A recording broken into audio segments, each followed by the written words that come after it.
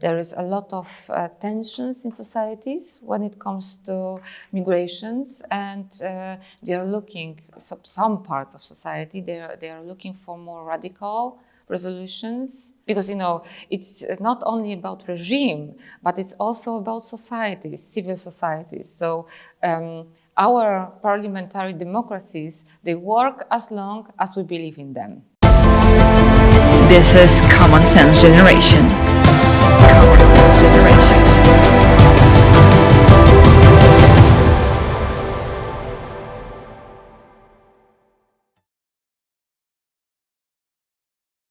Hi guys, my name is Kądzielska-Koper and this is Common Sense Generation, a platform of free speech and free discussions. I have with me Dr. Magdalena Gawin, a philosopher and a member of the Faculty of Political Philosophy at Warsaw University. Thank you very much for coming. Thank you for the invitation. Magda, you're also a teacher, a philosophy teacher in high schools, yes? I was actually. But you have this experience of teaching young people and young students. Yes. More than 10 years. It's a long time. Yes. So you've seen recently, especially education was very much felt the weight of a COVID pandemic, which. I didn't teach during this time. I just it was exactly this year when I stopped teaching. So you were lucky enough to do this. But you taught at the university. Yeah. So you have the same experience, the fact that so many, all the classes moved to homes, everything was online, and it was also the sense of threat. So, but except the fact, it touched education on many levels. Mm-hmm. But I think it touched, of course, all of us and on different levels. And as you specialize and you look at the modern parliamentary democracies, do you think that they come out of the pandemic stronger or weaker? I think that there is a paradox here, because we all remember what happened during this time. So suddenly public institutions, they appear very strongly in our private lives, because on one hand we were just simply, we had to stay at home. We had to, in a way, have this separation from one another. It was all came from the regulation that come from the government. Yeah, so government just very much stepped into our houses. Yes. Even in a way of violating human rights. Of course. You cannot leave your house. You Yes. cannot go to the university. You Yes. cannot go to the school. You stay at home. Yes. You don't have after all this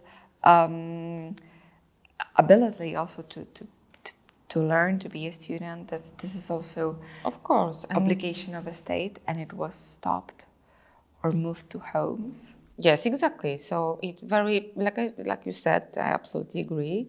It totally violated our rights, but at the same time, most of the societies actually, they were looking for some form of help or dealing with this problem by the institutions, right? So free vaccination, for instance, right?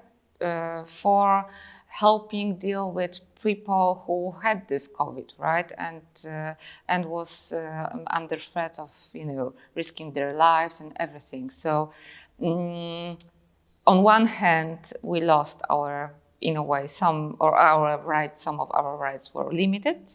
On the other hand, I think, I'm not sure, but I would say that probably most of the societies was expecting actually from the government to take action. To do something. And of course now we can say that their decision not always was a good one.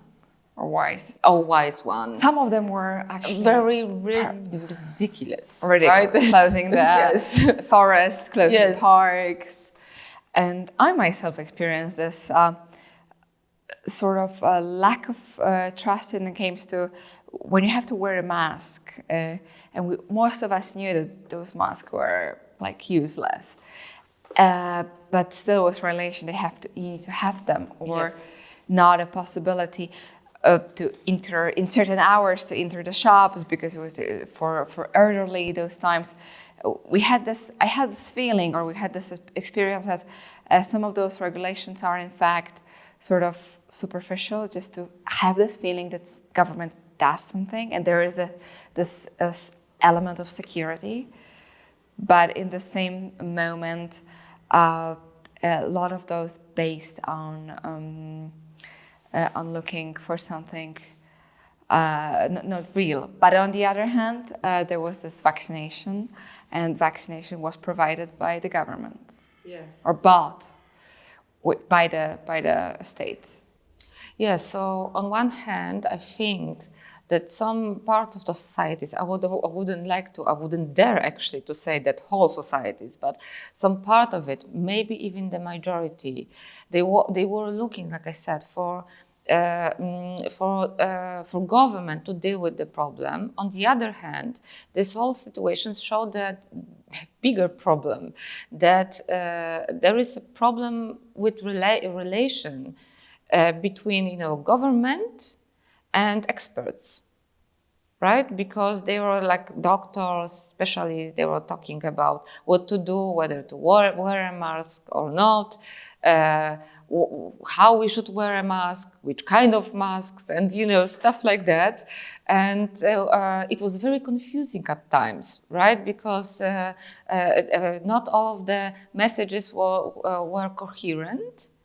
And we didn't know what to do, whether we should, listen to doctors or listen to politicians. And especially that politicians, they were making decisions, but at the same time, we could have like a suspicion that maybe they don't have knowledge, where they're trying to keep the pretenses, appearances. And then we had those few scandals with we couldn't socialize, but let's say British government was doing their own parties, just bring your own booze. Yes. So then you lose confidence on what actually is given on you and the rules. I remember myself, the biggest challenge was in fact put on you because of the travels and the regulations of traveling. But on the same moment, and you could be stopped for not having a test, and then stopped at the airport, which is a violation of your right. When you have a ticket and you want to travel, and then you need to have this confirmation and this certificate and that certificate. This was ridiculous. But in the same moment, we went through it. The parliamentary democracy survived, and we keep on going. But so it didn't collapse or didn't go to, let's say, some form of dictatorship. So, but we of course know that this theory of the end of history is not true. That not every state in the world, not every society can be governed as a form of parliamentary democracy. Some of them choose the other path. And do you think that the parliamentary democracy are going in the way of more authoritarian systems, radical? Let's say we say dictatorship of two parties, or so are they going this way? Or the other question is, are parliamentary democracies going to remain to be so, or they will change to something else? It's a very difficult question. The simplest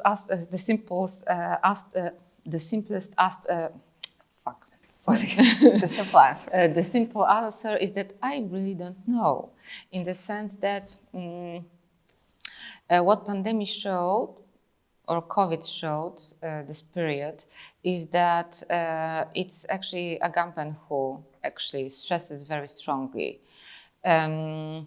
Because he was very strongly criticizing all the regulations and everything. And at what time he was asking society and everyone, what is more important, freedom or your life, right? So from his perspective, during the pandemic, some of the society, or maybe majority, choose life, not freedom of traveling, do whatever you want. On the other hand, the state actually took action and also chose for us that our life is more important than our life, and than our freedom. Than our freedom, exactly. So when it comes to the future, the problem is that we have like few challenges, very strong. One challenge comes from the climate change. It's probably one of, but we don't know, of course. However, it probably is one of the most serious one, because as a result, it is possible that it will be like huge migration from the south to the north. And so just imagine 100 million people traveling from Africa for instance, to Europe. Yes. And in history we have few examples of huge migrations, and they are actually unstoppable in a sense, when it comes to the Roman Empire, China, in a way, right? So it's like it's in a way unstoppable. So just imagine what will happen to democracies, right? We now see, of course, I don't talk about the problem on our boundary with Belarus, but as a rule, that there is a lot of tensions in societies when it comes to migrations, and they are looking, some parts of society, they are looking for more radical resolutions, and those radical resolutions could actually end the rule of law, parliamentary democracies, and everything. And but when you need to violate certain rights of the people in order to keep the role. Yes, exactly. But also at the same time, if we just imagine, because you start your question from saying or stating that not every states are democratic parliamentary democracies, right? So just imagine, because it's not only about regime, but it's also about societies, civil societies. So our parliamentary democracies, they work as long as we believe in them. Absolutely. Right? And so if we would have like very rapid migration from the countries which are not parliamentary democracies. Yeah, and the majority of people suddenly actually are they preferred. They could 100% integrate, but it takes time. Absolutely, it takes time, and it's also the element of tradition, and it's element of filling in and sinking into different ways of life. We have this good examples of people actually escaping North Korea and finding themselves in South Korea because they seek for freedom, and then they are completely lost. And there are even examples of people who want to go back because their way of life was simpler there, more, they could find themselves better. And then in the free economy where they can do everything and they have this huge gap of freedom, but on the other hand, much less social connections to other people, so social structures such as family, and they feel completely lost. And I think if people coming from traditional societies in Africa, where there is a lot of personal, different structures and communication relations between people in society, they might find themselves difficult living, for example, in big cities, isolated, when you don't even know who is your neighbor in a block. Yes, exactly. This is a different state of mind. Of course, a challenge to all Western states and democracies. Okay, one thing. So the other thing is, so those are the threats. There is also the threat of war, right? So just well, it just depends on the process of this war, because wars can provoke changes, political changes. So they do right now in Ukraine.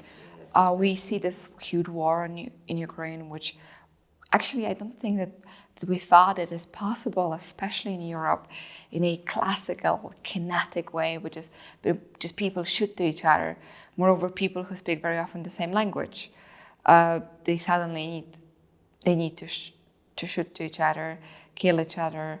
There is huge Russian atrocities, all brutality for children, women, which we haven't seen since the World War II.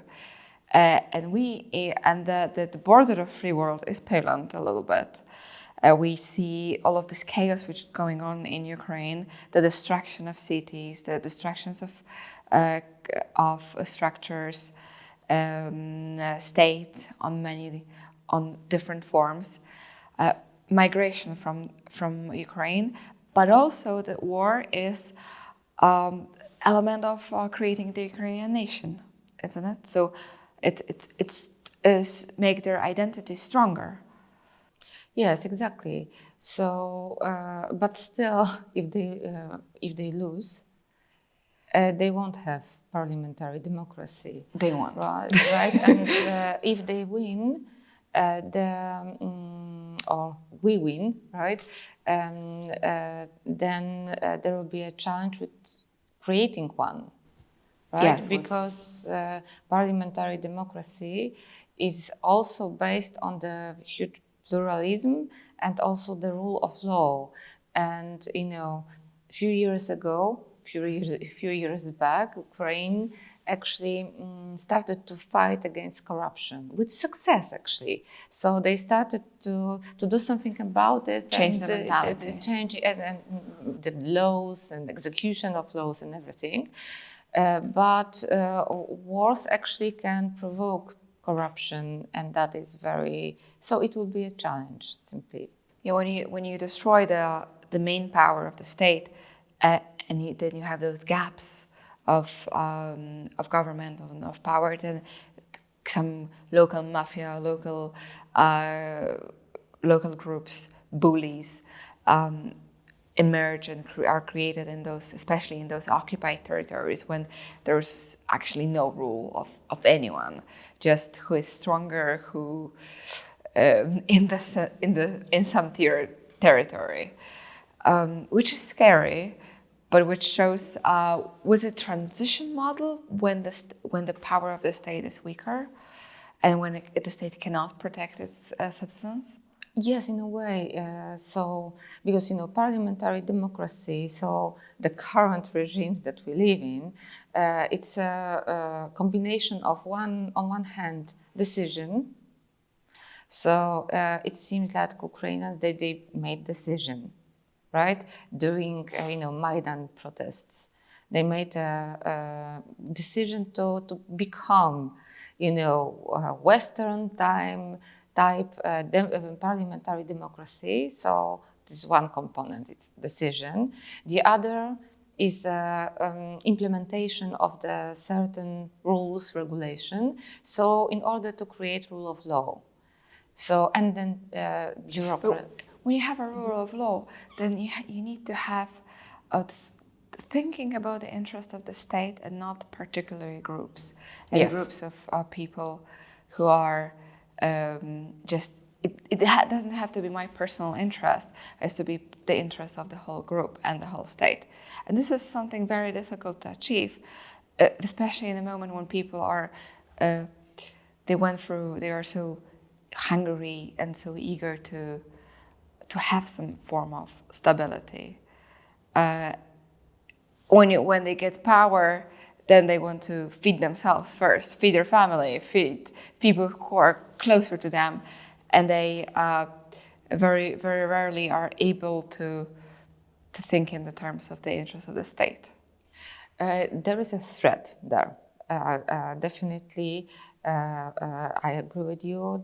But like I said, for me, it's like more a threat than like something which determines the future. So I'm very hopeful for countries like Ukraine. And What's the alternative after all? yes, exactly. The all alternatives are only worse. Yes. So the only transition way would be the fact that actually it becomes parliamentary democracy, one more, and in a good way, in this sense. We all hope that that's the outcome of the war in Ukraine, very difficult war, and I think a war which makes us all realize that the cruelty is still possible, and even despite the experience of World War II. True that. Yes. So those are our conclusions about parliamentary democracies, the hopes and threats of them, the one for Europe and the one for the world. Magdalena Gawin in Common Sense Generation, and to all of you, the viewers of our show, thank you for watching. And what are your thoughts about parliamentary democracies? Do you believe in democracy, or think they're completely over and we should be ruled in a different way? Those are, of course, questions to you. Write them down in the comment, and thank you for watching. And we thank Polish National Foundation for making this video podcast possible. This is Common Sense Generation. Common Sense Generation.